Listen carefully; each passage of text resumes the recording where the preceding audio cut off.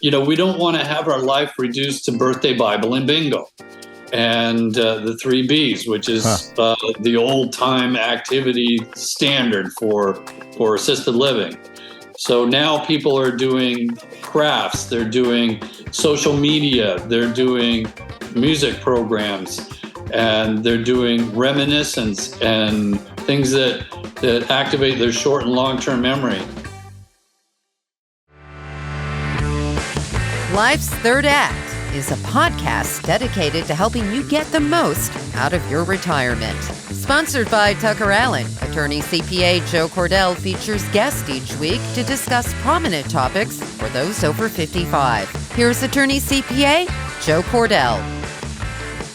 Welcome to another episode of Life's Third Act. We're going to continue talking about a topic that we've dealt with recently and will continue to, incidentally, and that relates to retirement communities, with a particular emphasis on continuing care retirement communities, or some people have heard them labeled life plan communities.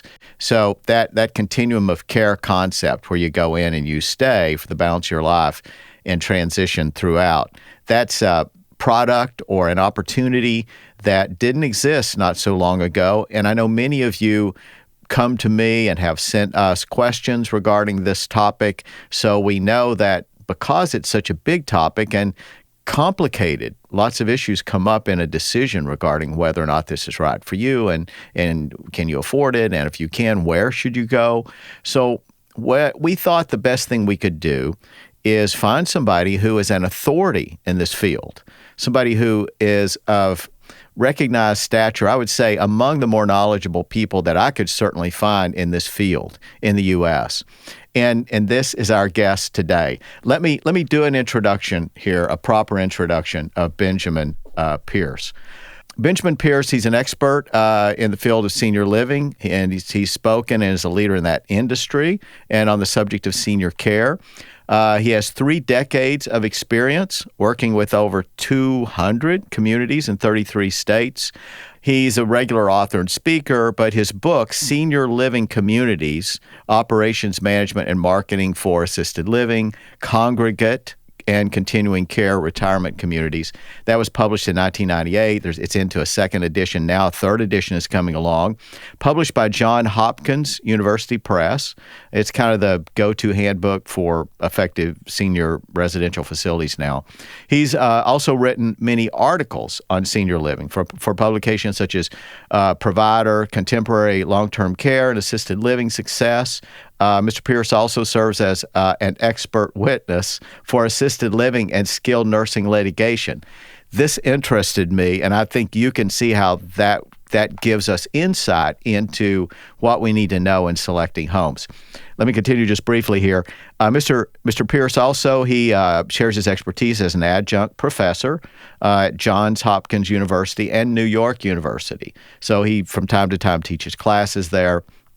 And, of course, he consults, et cetera, et cetera. I could go on and say other things that is in his CV, but these are the things that really captured my attention in terms of the relevance and the helpfulness to you, our audience. So, Ben, can I call you Ben? Sure. Ben Pearce, I welcome you to the show. Thank you for joining us. Thanks, Joe. Good to be here. Where shall we start? So I kind of prepared an outline of things I wanted to touch on, and it was influenced by this marvelous book that you have. Mr. Pearce has written a book called Making the Move to a Retirement Community. It's almost like a booklet. While some of his stuff, are, pardon the phrase, almost a tome, this is so usable, and it's user-friendly, and it's intended to be for the benefit of you, the prospective resident, or the person who might be investing in such a community to live. So we will have a copy of this available on our website. Justin, we can do that? Yeah, and I should thank here on air Mr. Pearce for making this available free of charge to you. I can tell you that if you bought this anywhere else, you would pay something for this. So it's a marvelous gift, and we encourage those of you who are interested in this topic to definitely go to our website and check out this Making the Move to a Retirement Community by Benjamin Pearce. I want to remind you that it's very important to us to get subscriptions. For you to press that like button is helpful, but the subscribe button is the most important thing to us. And, we don't sell a product on here. I mean, actually, the show is sponsored by Tucker Allen, so we do talk about Tucker Allen. But to be honest with you, the efforts that we put into this show is something that is of personal value to us more than monetary, quite frankly. We do love to do it because we think that we're being of great value to many of you. Let us know that. You like us? Yes. But the most important thing we look at is subscriptions. So why don't we kind of start with the definition, trying to understand what is a continuing care retirement community or life plan community? Well, there are several different kinds of senior living communities, starting out with a standalone assisted living, and then assisted living with a memory care component, and then an assisted living with independent living and a memory component that's all rental. And then there's a continuing care retirement community where generally the prospective person buys into this community, and it provides not only independent living, but assisted living, memory care, skilled nursing. So as someone's lifestyle challenges become increasingly complex, they could move from one component of that to the next without leaving the campus. Now, there are for-profit CCRCs and there are not-for-profit CCRCs. Generally, the not-for-profit CCRCs are sponsored by an organization such as the Baptists or Presbyterians. And there's a Lutheran one here in St. Louis. Lutherans, yeah, that's a great organization, by the way. And so for the consumer, the not-for-profit does not end up having to pay taxes. And by virtue of their 501c3 status, they have to balance their expenses with their revenues. So generally, the programs are a bit more robust. The value to the consumer is a little bit better in a not-for-profit than it is for a for-profit because of those two financial factors. But that's a generalization, would you say? I mean, you agree? Yeah. Okay. Yeah. I didn't want anybody to be spooked off if they've looked at one that may be for-profit, that may in fact be good. But your argument makes complete sense that you have more dollars to work with if the entity is not paying taxes. Right. So can you say just generally, what are the chief advantages and perhaps disadvantages of this concept of a continuing care retirement community, the pros and cons, so to speak? Well, the huge pro to the continuing care retirement community is being able to enter this campus and be able to access any level of continuum of care that you need or that your spouse needs without having to be off-site. So you don't have to leave to get therapy. You don't have to leave to get access to memory care. And the husband and wife can stay together, and they pay an entry fee generally. Some of the entry fees burn off, and if they leave earlier, some of them are refundable, some are not. And so the big advantage of that is all of the care can be accessed in one location and under the same management, and certain therapies are available, and certain physicians groups are available that cater to this particular organization. And some of those services are Medicare reimbursable. So some of the therapies are Medicare reimbursable. Some of the short-term care can be Medicare reimbursable. So having everything under one umbrella can enable people to use whatever Medicare benefits that they have qualified for. Now, that's not to say Medicare pays for everything. Medicare does not. Medicare does not pay for custodial care, doesn't pay for room and board, but it does pay for therapies, durable medical equipment, and a variety of other things. And those services are generally available in a large CCRC campus. Yeah. That you will not find available typically in an independent living, assisted living, or assisted living with memory care campus. Yeah, we've talked a little bit about that and about what custodial care is, and I think many people get that. And just keep in mind, viewers, that this is things that are not medical treatment. So that's much of the cost when you age and sort of decline. It's not technically medical treatment for an illness or an injury, and really Medicare is designed not to pay for long-term care. It's not designed to pay for the costs of general living that are associated with aging. Right. It really has to be related to your medical care. So I think most of our audience gets that.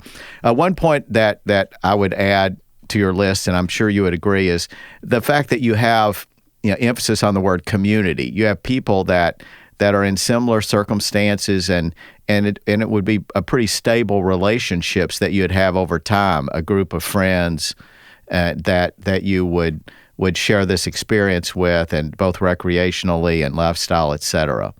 Right. And you develop these friendships. I mean, it's scary when you first move into one of these places because you don't know anybody, right? But after a while, the staff will recognize like personalities and like interests and steer people towards one another. There's also groups that form. There's card groups, there's pickleball groups, there's activities that are designed to attract certain individuals with similar interests. And then once you get to know those people, it becomes a very mutually symbiotic relationship, and the people really support one another. I was at a facility just yesterday, and I also play my guitar and entertain people in assisted living facilities because I kind of miss them. I'm not operating communities anymore, but I miss older people, and I play the guitar, and I often get asked to come and do parties, and so yesterday was one of those days, and there was a woman there that was having a birthday, and it was a significant birthday for her. And there must have been 50 of her friends from the community, and this was a CCRC, who came to share her birthday with her. That's great. So it just, after we sung Happy Birthday to her and everybody had their cake, she wanted to say a few words. And it was really touching what she said. She said, I would never have this kind of support system if I didn't come here. I would never have this many friends. I would never have an outpouring of kindness and support if I had not come here. I would be home, and my best friend would be the mailman and Vanna White. And so here I can really live my life to a more fuller extent and be surrounded by people who are in a similar situation, similar age, similar predicaments. And those people have a tendency to want to help and care for each other. So, yeah, you do get care from the facility staff.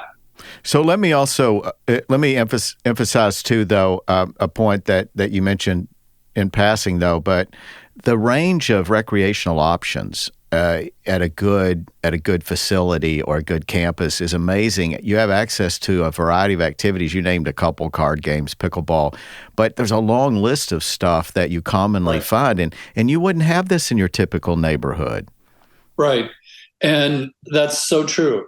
And also, there are particular activities that are specifically designed for certain populations. For example, in a memory care unit, there's going to be activities that stimulate reminiscence, long-term memory, short-term memory, the spirituality, eye-hand coordination, grooming, arts and crafts, music, all those kind of things that you and I do, Joe, every day in our life. and we don't think anything of it.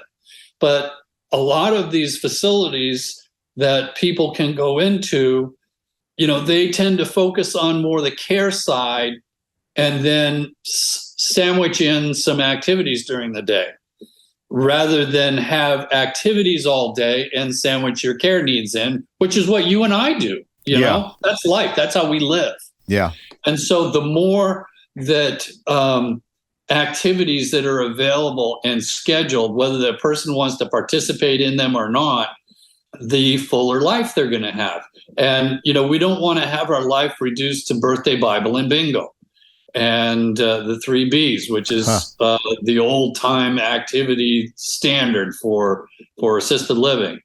So now people are doing crafts, they're doing social media, they're doing music programs, and they're doing reminiscence and things that activate their short and long-term memory. And it's just become much more sophisticated in the 40 years that I've been doing this. Yeah, and another thing that I see going on in places such as that is they have intellectual things that, such as speakers come in from a local university and they'll talk about, art history, or they'll talk about war history, or, just lots of rich information and presentations that encourage not only you learn, but there's a dialogue after. Right. We did that when I was running buildings. We had a whole seminar series of particular topics that were of interest to people. We would bring in professionals that were familiar with Alzheimer's research. We would bring in tax specialists. We would bring in home health agencies to explain what the difference between a medical home health model and a social home health model. So there would be a continuous availability of education. And one thing that we really learned was people like coming to these things, and we opened them up to the public, and we ended up getting a lot of people from the public coming into our seminar series. And some of those people that came in ended up becoming residents there because they became familiar with the building. They become familiar with the other residents who attended the seminars, and they socialized with them afterwards. And, it was just, there's just a continuous thirst for knowledge. And one thing that I've noticed over the years, having done this for 40 years, is that seniors that are seniors now aren't about to be put into a box. They're not about to be put on a shelf. They want to live their life as active as possible. They want to continue to expand their mind, their education, and their sphere of influence. And what I found is the more active somebody is, the less they focus on the things that are wrong with them. So if you're focusing on all the things you can't do anymore, then the body follows the mind. And pretty soon you're not doing things anymore. But if your focus is on raising money for a pet shelter, or being active in the church, or being active in a musicians group, or going to an open mic. I mean, we had open mics where people who play guitar out in the world come in and play music for the residents, and the residents just love that. It's free live music. There's nothing like live music, and the musicians love it because they may not otherwise easily obtain that opportunity. Totally. Yeah, that I can see how there's very much engagement in a community like that properly ran. For sure. And people live longer, Joe, and they have less health complications when they have something to look forward to every day, or next week, or on Thursdays, or whenever the activity or seminar or engagement opportunity presents itself. Those are the things that occupy your brain, rather than my back hurts today, and I'm just not feeling well, and they generally tend to focus on things that are positive, that are productive, that are engaging, and they focus less on all the things they can't do anymore. So we talked about some of the many good things about CCRC, continuing care retirement communities. Let's talk about some of the challenges or some of the disadvantages. What would you say are the main disadvantages?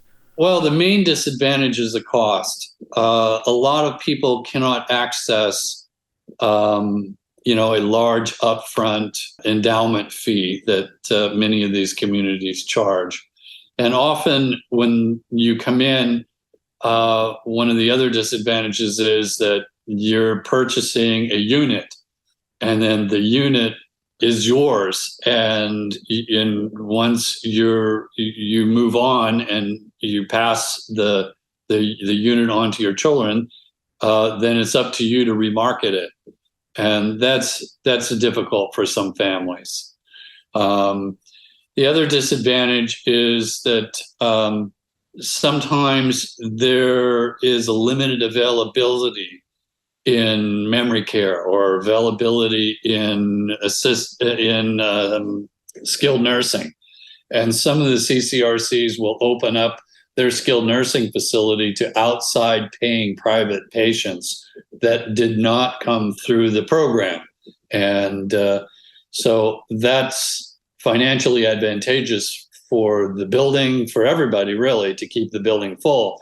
But sometimes people have to wait to access a bed in the nursing home side, and may be forced to go subsequent to like a hip fall or fall and hip fracture. They go to the hospital. They may have to go to a rehab facility and stay in that rehab facility until a unit becomes available in the CCRC. And that rehab facility would not be within that community?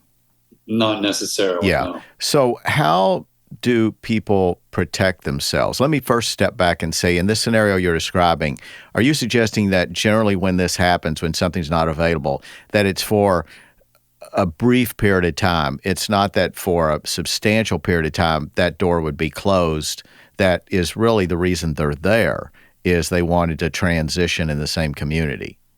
Well, if you go into the hospital and have a 3-day, 3-midnight pre-qualifying hospital stay, Medicare will pay for your rehab up to a certain number of days.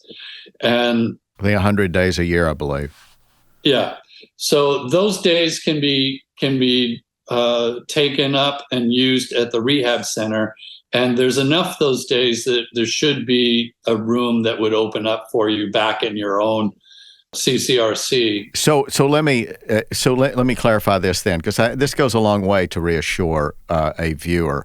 So you're suggesting, though, that this may just be a timing issue where there's a lag of maybe a month or so, and right. that still they would pick up at that point with their intended plan, which was to stay within this community. Correct. Yeah. Okay, yeah, that and as you point out, often you will have coverage because that's treatment for an injury or an illness if you fall, Absolutely. if you have some incident such as that. Otherwise, and you're going to need some therapy too. Yeah, and in the other scenarios where you're transitioning, where you've just hit activities for daily living requirement, for example, then you're going to have enough notice to where I assume that plans and accommodations can be made there within the community, and that's probably the more. I don't know if it's the more common scenario than a fall or a traumatic incident, but certainly in those situations where you have notice, and I would think that'd be the majority of cases, that then it would be unusual for there not to be space. Is that what you would say? That's correct. Yeah. Okay. Well, but it does happen. Yeah. Yeah. Now, on the subject of the money, I was going to maybe take this up a little bit later, but might as well talk about it now.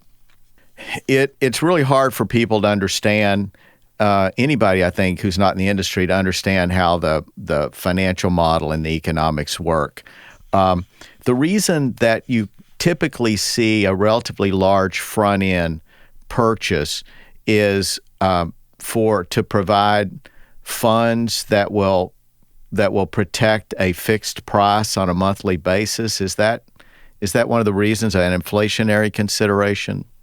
That's one of the reasons. And a lot of the upfront fees, especially for new projects, are used to offset some of the financing demands of the project when it's first opening.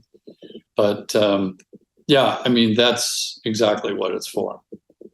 So when people enter into these contracts will not cover, of course, all of their costs. They still will have a monthly fee they pay that covers certain things, and then there also will be items that are not included in what would otherwise be within the budget. For example, you'll get a food budget, I understand, that's part of the amount that you pay monthly, but still there could be additional costs to that depending on whether you exceed that budget. Is that correct?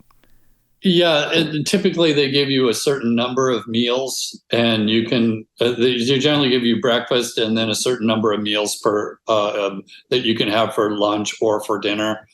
Other fees can include pet fees, parking fees, meal delivery fees if you're feeling sick and you need to have the meals delivered to you in your room, which those things are really incidentally waived during COVID because a lot of people had to take their meals in their room during COVID. But those are things that you can expect to see. Certain medical supplies, certain drugs that are provided, like over-the-counter drugs, additional maintenance services, additional housekeeping services, guest meals for your family.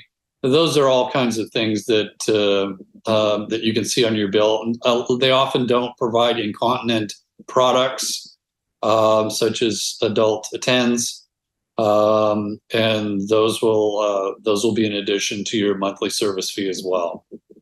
So let's talk about, and this will help people understand this a little better. Let's talk about these, what's characterized as, in broad categories, 3 different approaches to this subject of continuing care retirement communities. One is the most comprehensive plan, as I understand it, in which you pay a substantial front end, maybe hundreds of thousands, maybe even more than $1 million in some places.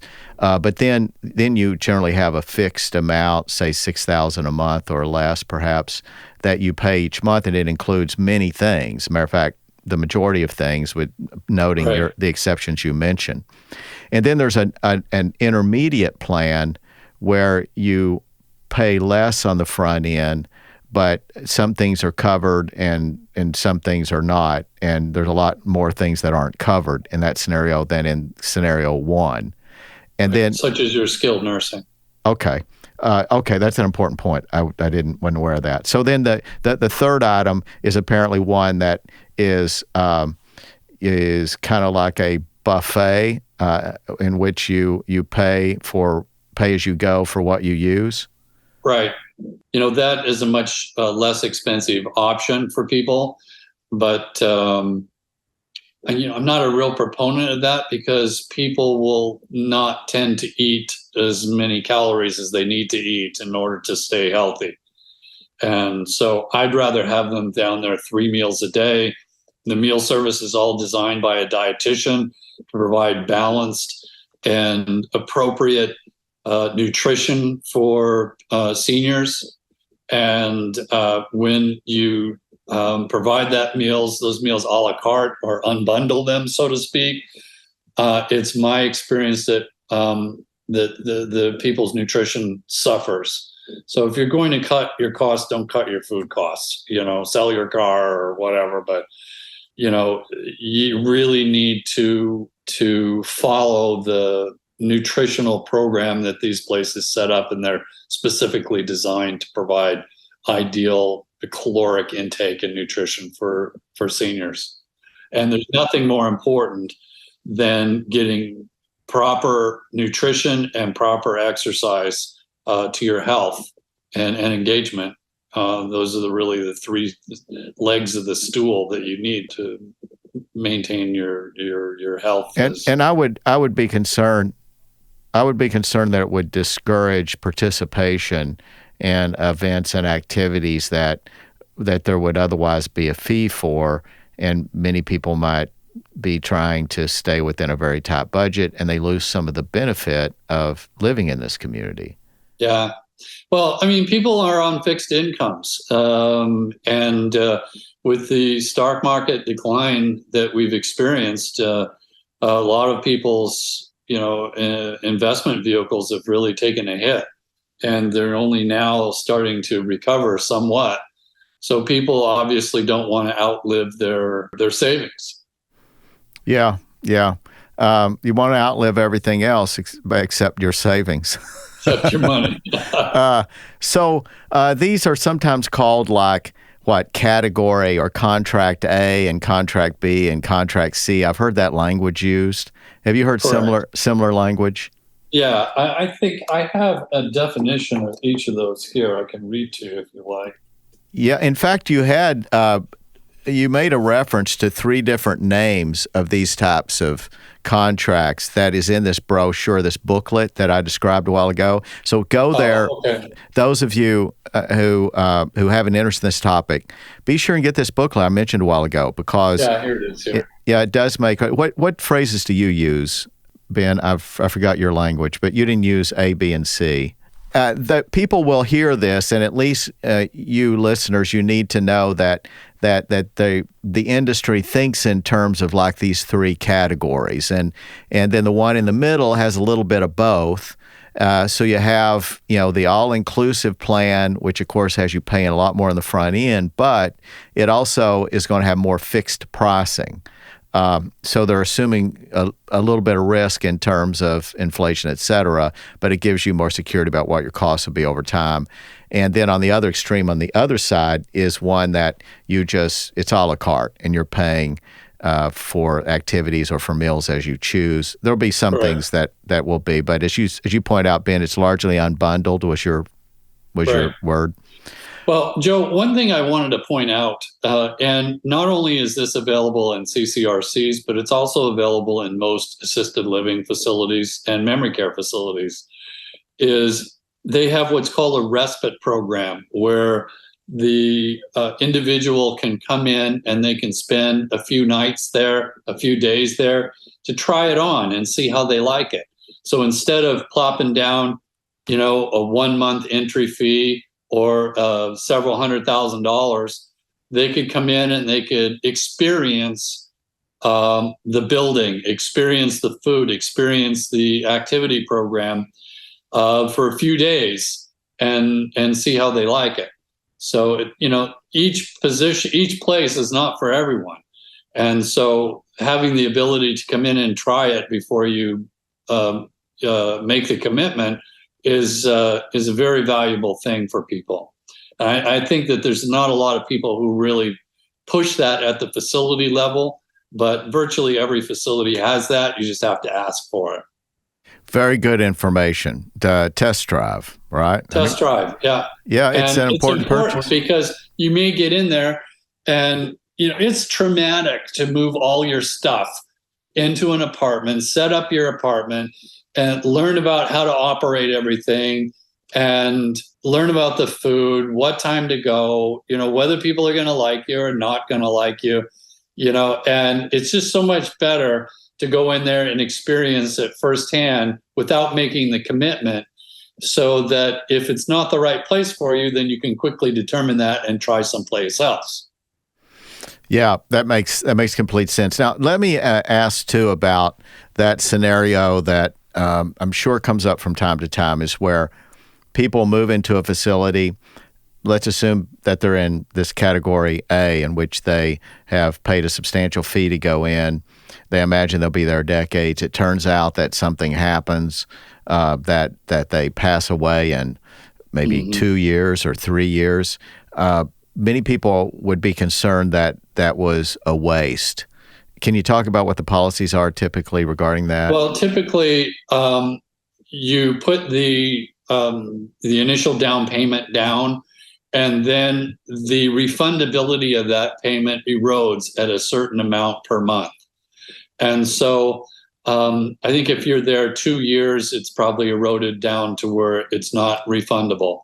But up until that point, it enables people to get part of their entry fee back. And then if they were to actually purchase a unit in there, then they can obviously remarket the unit. Their family can remarket the unit. Yeah, that's an important point. That's another point I want to make out. If you go and move into a brand new facility, there's a lot of empty units. So the family is competing against all those empty units to remarket their unit, okay? But if you move into a building that's relatively full and there's still demand, then the fact that your ability to remarket and cash out of your unit is much quicker than in a building that's, relatively new, has a lot of vacant units. Now, it's the general rule, is it not, that the people, though, who are buying their units are really not usually acquiring real estate, right? They don't have a real estate interest like they would if they bought a condo. Do you agree with me, or is that common? That's typical, yeah. That you do not own it like you would a condo. I've seen in the industry, there's a lot of different ways that this is offered, but I've seen mostly where they would purchase the unit like a condo, and then they would have to remarket it in order to the family to gain the. Yeah, and I can see some advantages of that, and I like that model. I had seen in the several that I have looked at, what I saw was where you do pay a substantial front end and you get rights to a unit, and you do have the opportunity to get refunds under certain conditions, and in fact you can get refunds over a longer period. And these I was seeing like 5 to 7 years was the amortization, or the as you describe it, that portion that declines over a straight line basis, I think. But the big advantage to owning your unit is when you sell your primary residence, you can roll the equity right into the unit. So there's not a taxable event there. Yeah. And so the stepped up equity goes with it. But you do have that one lifetime opportunity to avoid taxes on the sale of a residence. But your point's well taken. But I'm glad to hear that it is commonly an option for it to be an actual, as you describe, a real estate purchase. And those where it's not, then they have rules that you get some back, but what it is going to be will depend upon exactly how long you were there. And I'm also seeing what you mentioned, where there's restrictions on sale. You can't have your money back from a unit until they find a new buyer. And so it kind of has you on hold. Those must be scenarios in which you do not have a real estate interest, technically. Right. And also, you don't get your money back until they find a new buyer. And if there's a bunch of vacant units, it could be quite a long period of time before you get your money back. Yeah. So these are things that... Again, the advantage of moving into a fuller building. The fuller building is going to be more financially stable. They're going to have more programs. They're going to have more engagement. They're going to have more parties. There's just more money collectively to provide all the services that people can enjoy. The brand new buildings, while they do have budget for that, they don't have enough people in there to break even until they're, 50, 60% occupied. And so they're very budget conscious until they reach that break even point. And once they exceed that break even point, then the programs become more robust. So tell me about kind of the health of the industry. Do you think there's any danger of the industry being overbuilt, or is it the reverse? Could it be underbuilt? Well, one thing that we've noticed through COVID is there was a real hesitancy for investment bankers and investors to build new facilities. So during the COVID period, there was a real shortage, slowdown in the amount of new properties that came online. And so the existing buildings who suffered considerable loss because of COVID in their occupancy had this pent-up demand and were able to recover and operate now higher than their pre-COVID occupancies. So in the future, I think that we're going to see more development of independent living communities where the building is operated like a cooperative, and the residents, the building will provide like meals and housekeeping and maintenance services and some activities, and the residents will contract separately for their care through home health agencies. So when you look at the profitability of those, the availability of staff, the cost of staff, I think what we'll see is a lot more development projects that are more independent living with the residents contracting for their own care needs. And that'll be attractive to them initially because when they come in, the monthly service fee will be a third of what you're going to find in a CCRC, and maybe half of what you're finding in assisted living. But then as their lifestyle challenges become increasingly complex and they need, personal care assistance with their activities of daily living, then obviously their costs are going to go up. But when you bring in certain home health agencies, then the advantage of that is there's no travel time. And so you bring in a home health agency and they're not sending their staff to your house and my house and the neighbor's house and all over town. They're sending their staff to one address, and they're dealing with and scheduling the individual's needs and care needs right there. And so there's that whole transportation issue that goes away. And so the residents that live there will be able to contract that home health agency cheaper than they would be if they were staying at home and getting it out of their own personal residence.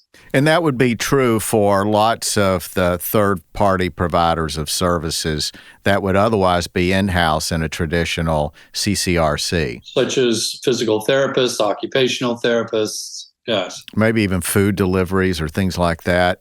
I like the point that you made about the efficiencies of that, is that it would end up being less than if everybody in the facility went out and shopped their own deals with their own independent providers. I think it'll be a lot easier to get financing on the development of buildings that are independent living that do not have the ownership managing the care component. Yeah. Because there's a whole risk element there that people are nervous about. Let's say if another pandemic goes through our country. And when you look at the profitability of those, and the operating margins are much better with the lower care facilities than they are with the higher care facilities. That's why the cap rates are so much lower on those buildings when they go to value them than in like skilled nursing, for instance, which could be upwards of 11, 12%. So we're going to break here because we're breaking this into 2 shows. So just go to the next show to see this conversation continue. Another episode of Life's Third Act. You've been listening to Life's Third Act, a podcast for thriving in retirement, sponsored by Tucker Allen, your estate and elder law advisors. Each week, we discuss topics and answer questions to help you better plan for your future. For more information, visit tuckerallen.com. Subscribe and listen again next week for another edition of Life's Third Act. The choice of a lawyer is an important decision and should not be based solely on advertisements.